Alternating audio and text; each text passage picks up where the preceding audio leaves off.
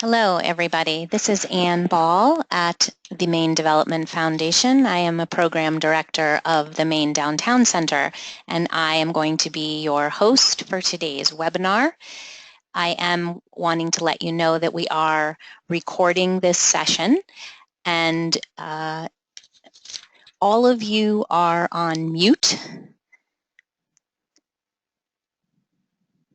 Okay, let us get going.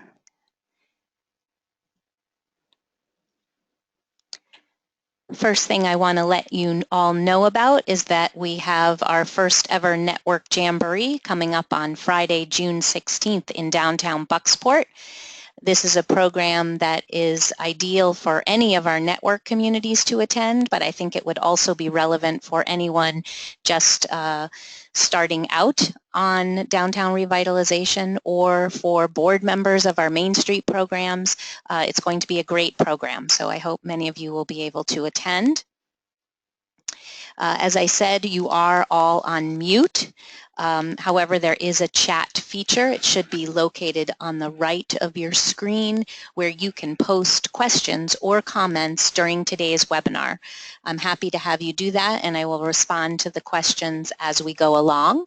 And then there will be time at the end of the webinar for additional questions. After today's webinar, we will send you a PDF of the slides from the webinar, and we are working on taking the results of all 4 of our webinars and posting the live recordings of those webinars on our website as well. So there are a number of people who have asked for recordings, which are different than just the slides. So we will have both of those available to you. We will also send you a 5-question survey that we would love to have you complete. This has been our first attempt at using the webinar technology with our downtowns, and we hope you've appreciated it. This is our 4th and final one, but we have the technology to keep using it. So today's session, I want to thank our sponsors, Maine Community Foundation and Bangor Savings Bank. And today is, like I said, our 4th and final, and today we will be focusing on economic vitality. You will see that those of you that have been on our other webinars, that the first 10 minutes is some of the same content that you've heard before related to Maine Development Foundation, Maine Downtown Center, and really introducing the refreshed 4-point approach. I have changed up some of the slides from previous weeks, but you will find that content. We are repeating it because we are concerned that everybody have the opportunity to get an understanding of the 4-point approach refresh. And then we will dive in deep to economic vitality, which is this week's topic. And as I said, we will have time for questions. So with that, we are going to dive right in. So revitalizing a downtown or a neighborhood commercial district really requires focus on the underlying economic vitality of the district. As you know, economic vitality is one of the National Main Street's 4-point approach. Today, we're going to cover many aspects of economic vitality, including business recruitment, business assistance, market analysis, and I hope to share lots of takeaways and ideas with you. Today, I hope you will learn how to easily accomplish incremental improvements in your downtown that will add value, build community pride, and enhance your distinctive sense of place. And as I mentioned, some of the content is you will have heard before. There is also some content that I think is geared towards network communities and more basic, and then some that really is meant for our more mature Main Street, Maine communities. So why are we talking about the refresh? The National Main Street Center is in the process of updating their four-point approach, which is a very successful approach, but they are giving it a new focus, which is really going to be great for our downtowns, and we are in the process of introducing this new approach. So today, while you're on the phone, write down ideas, think creatively, borrow ideas, and get inspiration to work on economic vitality in your downtown. The Maine Development Foundation drives sustainable long-term economic growth for Maine, and we stimulate new ideas, develop leaders, and provide common ground for solving problems and advancing issues. And we were founded in 1978. You certainly may have heard of some of our signature programs like Leadership Maine, Next Step Maine, producing the annual measures of growth, and of course, being home to the Maine Downtown Center. The Maine Downtown Center was actually created in 1999 by the Maine legislature. It's a program of the Maine Development Foundation, and it serves as the state coordinator for the National Trust for Historic Preservation's Main Street Center. And we have Main Street Maine communities, which are a nationally designated community, and we have Maine Downtown Network communities, and then we have other programs you may have heard of, Green Downtowns, Healthy Main Streets, our signature Downtown Institute programs. We offer technical assistance, and we are supported by a passionate volunteer advisory council, and I think a few of our advisors are actually on the webinar today, including Terry Ann Holden at DECD and Jane Palmer from Palmer King Consulting in Bath. And I hope I'm not missing anyone else. So we do work formally, as I said, with 10 Main Street Maine communities. Those are the yellow dots on the map, and 18 Maine Downtown Network communities, which are the red dots. And then we also have a community engagement program called Making Headway in Your Community. This is a partnership with Grow Smart Maine, and it is taken place so far in 11 communities, and it's a 6 to 8 month community engagement process that brings a community together about the vision for their community and how to move forward, making the community a sustainable, livable, and economically vibrant community. The National Main Street Center, as a reminder, is really economic development within the context of historic preservation. And as I said, they are founded in 1977 and are really the developers of the National Main Street 4-point approach. So a little high-level information on the 4-point approach. As you have heard before on these webinars, design, organization, promotion, and today economic vitality are really the 4 components of downtown revitalization. And that really mirrors a quality of life, as you can see with the circle on the left. So some of the key benefits of using this refreshed 4-point approach is that it really puts the focus on economic impact. It stresses broad community engagement and then really encourages tangible outcomes that are measurable. So for the first time, our Main Streets are really working hard to measure their outcomes and be able to make the case to their stakeholders, to their municipalities, to their funders, that this is what we achieve through the Main Street program. And the refreshed approach really has 3 tightly knit components: community visioning and market understanding, transformational strategies, and implementation and measurement. And how that looks in a diagram is really the concept of community visioning and marketing understanding are really the inputs, and together those will help a community develop transformational strategies, and then out of those strategies will come the quantitative and the qualitative outcomes. And all this work reaches broadly in the community. It reaches beyond just the downtown.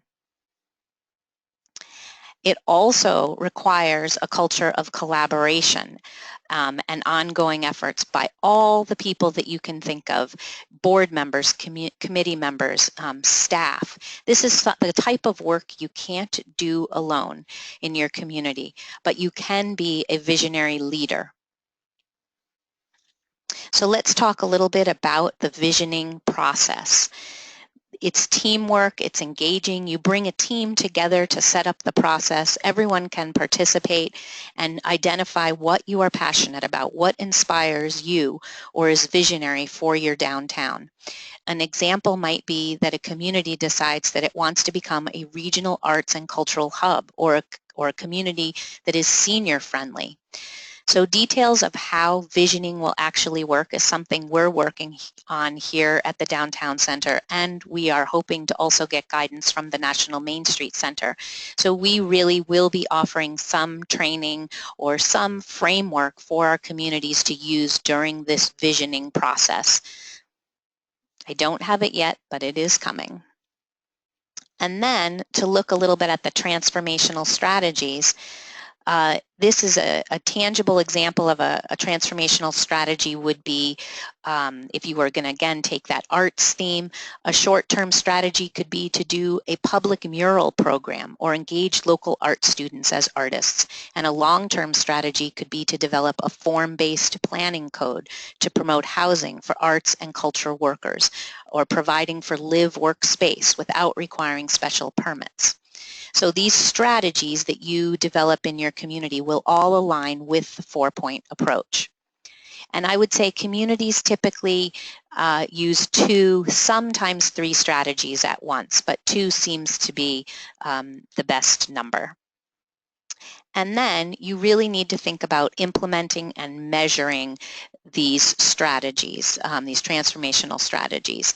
And those are focused on actions which focus on what can be achieved. They're actions that can energize the community and demonstrate short-term progress. And you really, again, need to be able to show those visible results and show that you are completing projects. And how do you measure? Many of you may have had to use this type of measurement when writing grants or reporting to stakeholders. Really smart objectives, specific objectives, measurable, achievable, realistic, and timed. So work plans, timelines, all these things fill into what you're going to measure from those transformational strategies that you have developed. And all of this success in your downtown really is built on these 8 principles for success. And I always add a 9th principle, which is patience. This work does not happen overnight in your downtown. It takes time.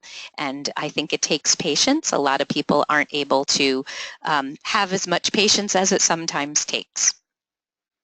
So some examples of integrating the refreshed 4-point approach. These are new slides that if you were on previous webinars on the other 3 topics you have not seen, and they just were given to us by National this week, and I think they're pretty good at showing the integration of the transformational strategies into the 4-point approach.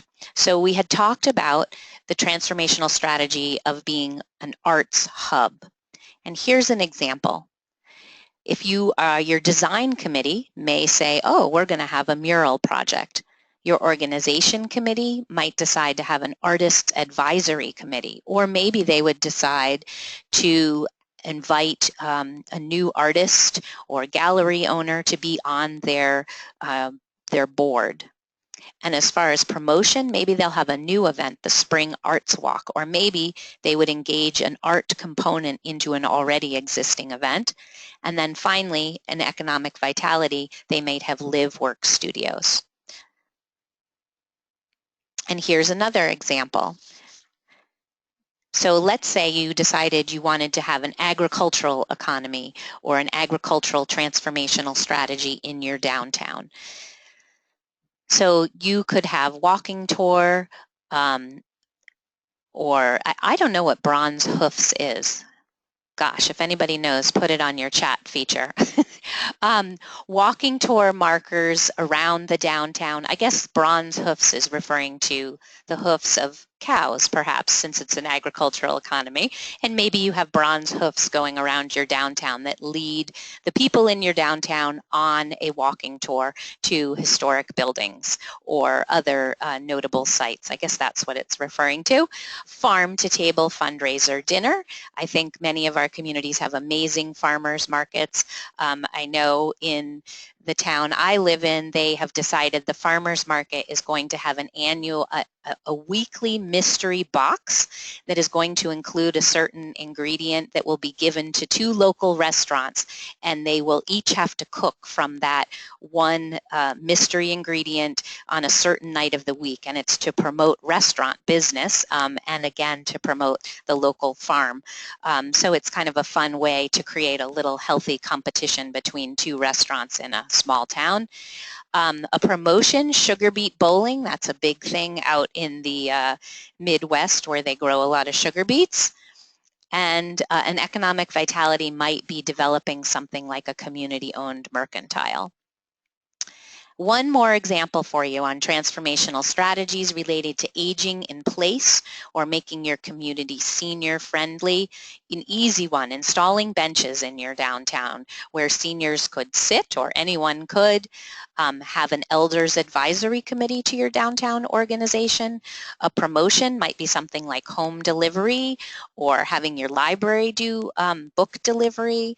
All sorts of ways to help seniors who maybe can't get downtown or out of their houses. And then economic vitality, accessibility grants to businesses. So related to the American with Disabilities Act, how can you encourage your businesses to make their stores and downtown businesses more accessible? So that is the information that I've shared every week. I just shared it this week in a little bit different format, which I hope you appreciated.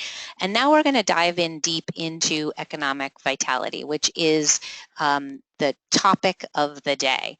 So economic vitality is rooted in a commitment to making the most of a community's unique sense of place and existing historic assets, harnessing local economic opportunity, and creating a supportive business environment for small business owners, entrepreneurs, and innovators.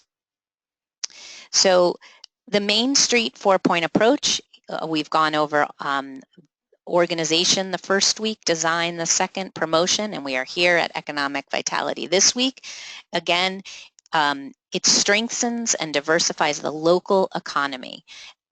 And it is really a big role in your downtown organization. Organizations often have 4 standing committees, and economic vitality is one of them. And it really it supports the existing economic base.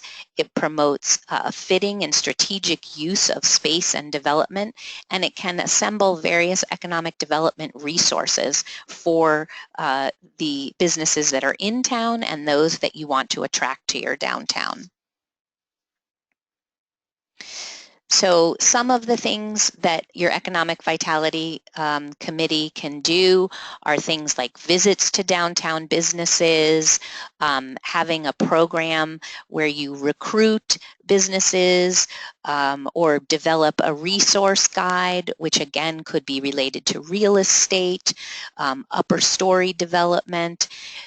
These are all great things to consider doing as part of economic vitality, and we will go into additional examples in a little bit.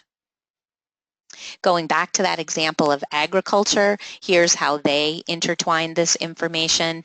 They were going to do, in that particular community, marketing seminars for businesses, and then potential other activities, as you can see, add, let's see, different types of stores, work apparel, farm-to-table restaurants, local and organic soaps, attract vendors for their Oktoberfest, crowdfunding a building purchase. So all sorts of things that you can put under the activities for your economic vitality committee. It really is the anchor of the four-point approach. It is a way to utilize your downtown's existing infrastructure and key elements in industrial, commercial, retail, and professional recruitment. And it really is an important part of your comprehensive revitalization strategy in your downtown. And there are lots of things that you need to make this program work. I think the most important one on this list is really to utilize a strong business recruitment and retention program. And of course, you always need to have a strategic plan that will provide the essential foundation for your business program. And we'll get into some details of what you need to make that plan. We always encourage you to start by strengthening your existing businesses before you head out and start recruiting new ones. It really is important to find out what those existing businesses need. What are their concerns, and how can you help them remain strong? Do they need co-op advertising? Do they need employees? I know in Rockland they had an employee fair with another organization in the community together to actually a job fair basically, and it was a way to recruit employees for those downtown businesses. And who goes on the team, on your economic vitality committee in your downtown? Well, real estate professionals, marketing, finance, property management. I mean, who are the people that are doing these things in your downtown that you could ask to be part of this committee? It would be great to have representatives from all of these areas. Some of the tools for economic vitality, things that I'll talk about a little bit are a building inventory, which we spoke about during our design webinar. So this is that. Our business inventory. Do you have 20 hair salons and nothing else? Do you need to diversify your businesses in your downtown? Demographic profile of the market area, consumer surveys. That's something you can help your businesses with, to have little easy surveys for people to complete, or make an online survey that you post in your downtown for people to respond to during a certain week, and see what kind of responses you can get about what experience were consumers having in your downtown. And then I will have additional resources at the end of the webinar to share with you. So what do you ask for when you do a business visitation? I can tell you that Heart of Biddeford engages their board members in doing this exercise twice a year. It's a great opportunity to get out, visit businesses, develop relationships, and find out how you can help those businesses. And it also reminds the businesses of why the Main Street program and your downtown organizations matter. So these are some of the things you can ask. You could do whatever works for your your community, but it is, again, a great volunteer task to do. So know your district. And as we said, invest where the infrastructure already exists. You all know that downtowns and of course residential historic districts have the highest tax value per acre. It's a great place to do this kind of work. So as we said, building inventory, business inventory, some other things to think about. What are local and regional business trends? What are the physical characteristics of your downtown? Make sure you get a good understanding of your regulatory environment with zoning and building codes and permits and licensing. Sometimes people come to a downtown and they start with the municipality, but sometimes they go right to the downtown organization or Main Street organization.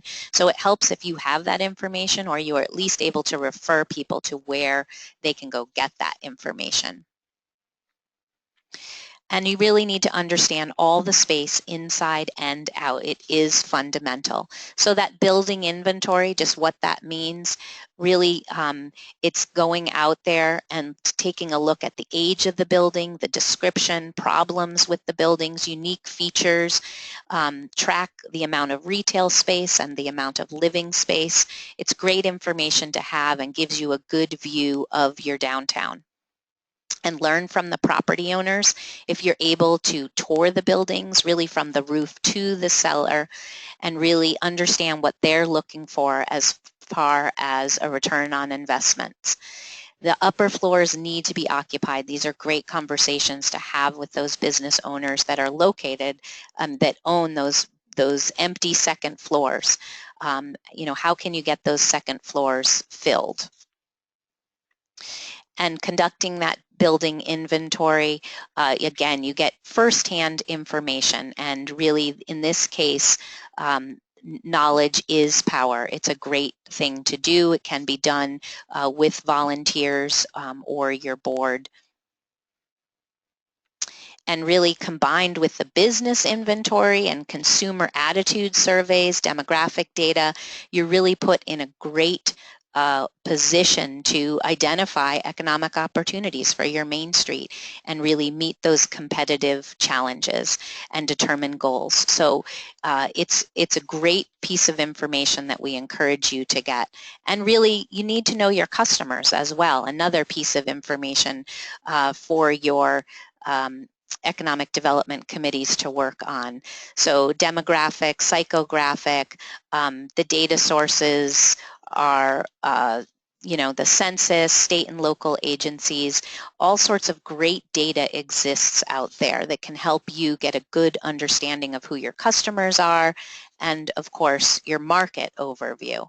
So some demographic statistics, all these kind of things. I just was writing a grant this week and I needed this information. It was easy to get and it gave me a great profile of the community that I was working on writing a grant for. It was able to show me the community's growth, their population, their poverty rates, real estate holdings, whether there was an immigrant population. It really gave me a great snapshot of this particular community that I was including in a grant I was writing. So it is pretty easy to get. One example of one market segment is the in-style segment, which really embraces a lifestyle that includes support of the arts and travel and extensive reading. They're connected and make full use of their downtowns. They're often single households or couples. So this is just one market profile, and you can do all this kind of research. And then take a look at your businesses. I know in Belfast, they are still eager to find an Indian restaurant that would relocate to downtown Belfast. They've had requests from people in the downtown that they really want that, and so they are doing their best. They did their business inventory, and they are doing their best to actively recruit that restaurant type that they want in their downtown. So economic vitality works with all of these other four-point approach. So in other words, in economic restructuring, you can do promotions for your downtown employees. You can produce a business directory. You can make your ribbon cutting events more interesting. And then with your organization committee, it's important to get media coverage and instill community pride through all of this work related to economic vitality. This is a great example of how Biddeford has been recruiting businesses to their downtown. It was called Biddeford's Main Street Challenge. It was a public-private partnership. They leveraged public funds from the municipality. They worked with a private property owner that leased spaces, and then they had modest private business donations. And then the Heart of Biddeford did the publicity, and they did support of this whole program, and it actually yielded 3 new businesses in Biddeford. So it was a way to recruit businesses and actually have them have a competition to see who would get to be placed in downtown Biddeford, and they were given, as you can see in this case, a $20,000 incentive package. And it doesn't have to be that high, but what it is a combination of some cash, maybe some marketing in-kind donation from a marketing professional, and maybe the property owner gave 3 months of free rent. So it can be, and it was and is an amazing program. In fact, Representative Chinette from Saco has a bill pending called LD 1343, has a bill pending to take this model of programming statewide, which would be amazing if we could somehow pull together resources to do this type of program in other communities around Maine. You need to develop a position statement. Your board can use this as well as other volunteers, and it's really, your 40-word elevator speech that really is something they want to read. It's their impression of your downtown, and your market needs and your market statement. Developing it, you can look at you should discuss all of these things to create your position statement. So your commercial district's strengths and weaknesses, the major assets in your downtown, what's unique about your downtown, do the market profile, which we talked about a little bit, and what products and services are provided in your downtown, and what potential markets are not being served. So combine this with some of that demographic data, discuss preferences and attitudes from your group, and figure out how to pull all of this together to make a strong market strategy position statement that you can use. And here's some more things that you can include in that. And like it says here, by thinking strategically about each of the market segments you would like to attract, you'll be better able to use your resources to plan and execute an effective image campaign. So what can you do? What are some more things that you can do related to economic vitality? So you really always want to build a case for downtown enhancements and help prioritize projects and activities, create the benchmarks, track the progress, and as I said, measure, engage appeal, and identify market strategies to attract those key audiences. Let's see, and identify and lend support for business development and assistance programs. Those can be things that you offer, or they could be things through the Small Business Administration. There are lots of resources out there that I'll go into in just a minute. And you really need to have some action items for a work plan. And hold meetings, analyze your data, visit the business people, all the things we've been going over. You could hold a business meeting or mixer. There's something in Bath called the Business Barometer, which is a very successful gathering of business owners and employees that meets together. There's Morning on Main in Rockland, which is also a similar program. And then Augusta this April had something called a Realtor Open House. So they invited realtors from around the Augusta region, and I think they even had some realtors come from as far as Portland. And they had an open house on a Wednesday, which is a typical open house day in the real estate market. And what they did was they had new apartments that are for rent. This is a big thing happening in downtown Augusta, is the renovation, marketing, and sale of condos and apartments that are all overlooking the Kennebec River. And so they had some projects that were complete and were ready to rent. They had others that were under construction, and then they also included buildings that are currently for sale that had upper floors with the views of the river that were waiting for developers. So They did this realtor open house, and I thought that was a great way to really think about getting those second and third floors filled with housing and getting people downtown.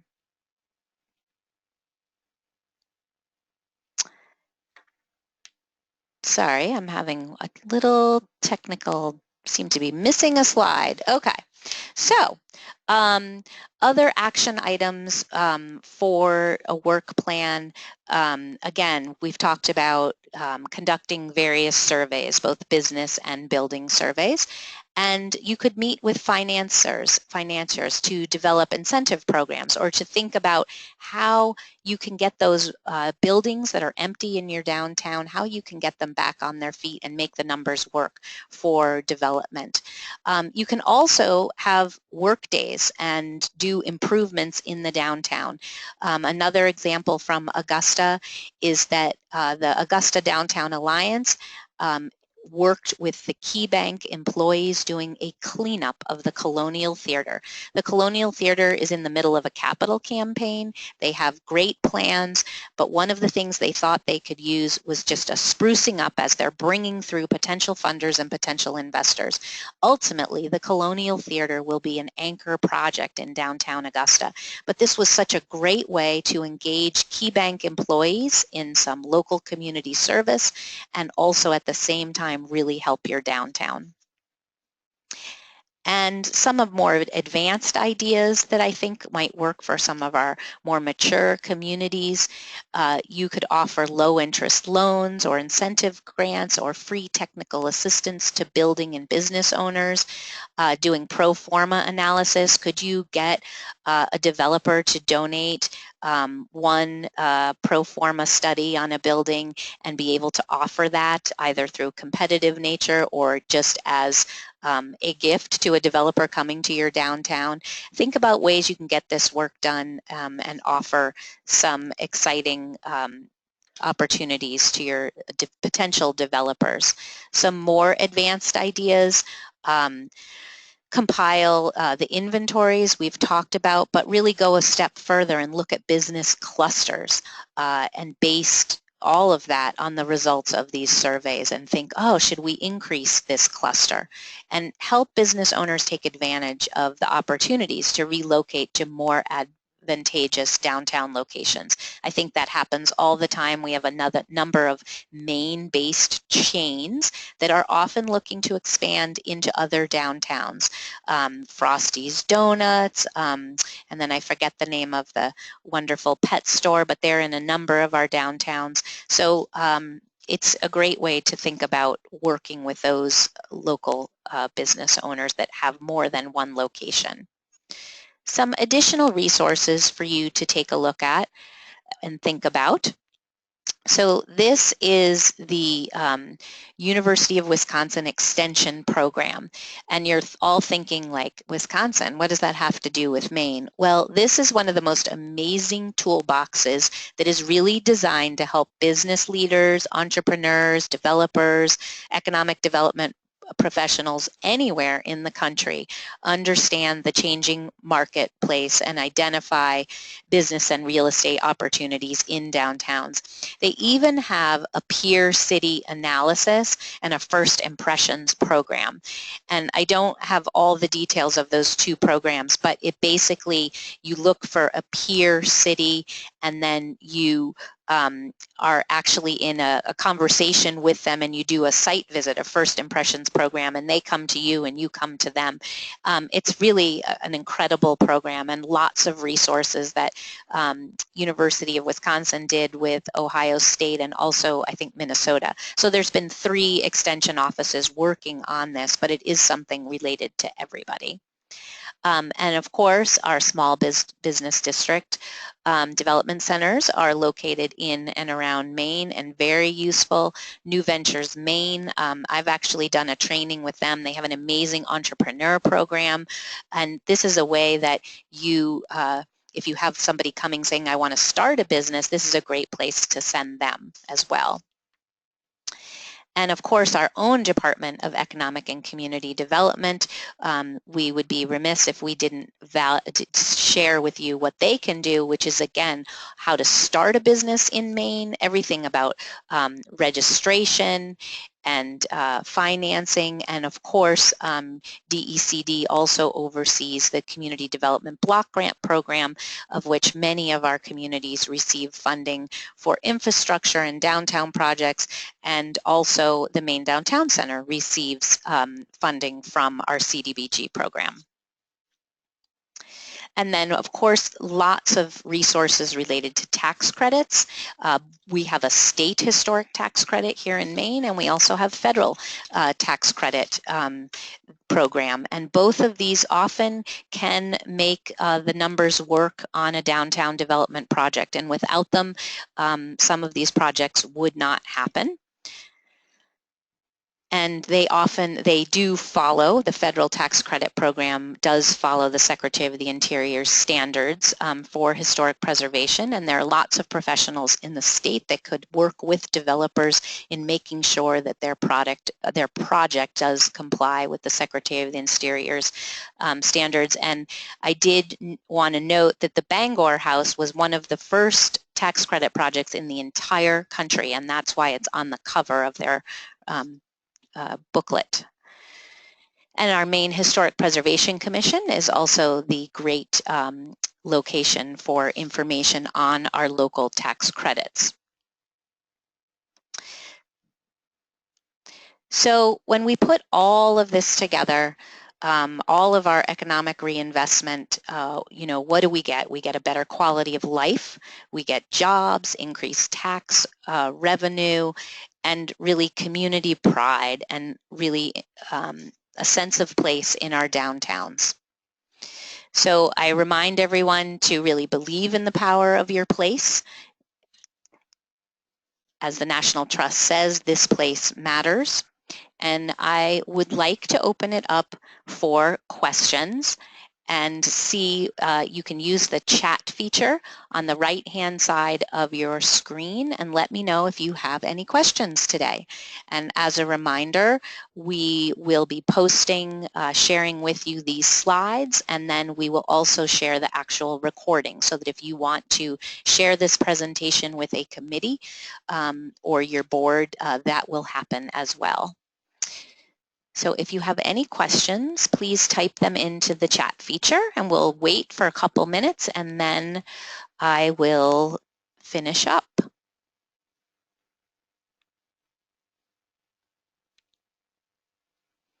And if we have none, which is possible, feel free to email me your questions after this call, and I could speak to you individually, or let me know how I can help you. So it appears today that we do not have any questions from our participants. John Cleveland, I believe John, let's see, is from the Moosehead area, right? Greenville, has asked, what is the minimum size of a downtown to be successful? John, we have a range of downtowns that are in our program here at the Maine Downtown Center. We have communities that's populations range from 2,000 in Eastport up to the largest is probably Waterville.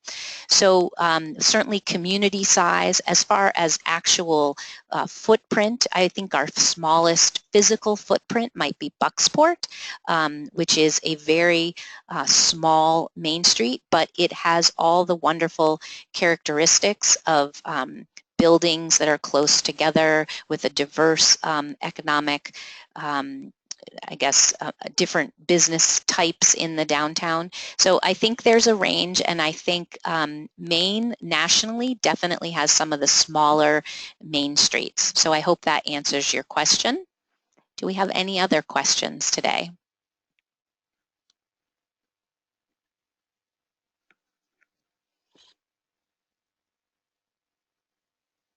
Okay, let's see. And we have some other questions here. Let's see what I have. Hold on while I take a look at these. Okay. Jane Palmer comments to John, when I attend the National Main Street Convention, there are many real small towns, population 200, that are very successful. Thank you, Jane, for adding that. Sources for infrastructure improvements. Well, let me just go back to that first question. Robert O'Brien says, I don't think it takes a large footprint to be successful.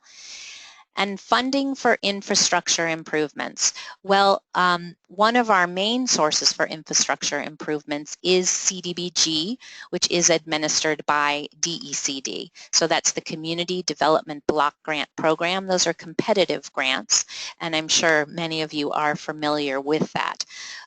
Other sources of infrastructure, we do have some foundations in Maine that are making substantial investments in infrastructure in communities. We have the Alphon Foundation doing work in Waterville. We have, let's see, someone is doing some infrastructure work in Munson on one particular building. And one of the banks sold Gardner Main Street a building in downtown for $1, and obviously now Gardner Main Street is responsible for that, but they are working on a co-op sort of development for that space, bringing in lots of investors and potential leasees into that building. So I think people are piecing it together in a variety of ways. There is a event coming up next week on June 8th at the Build Maine conference.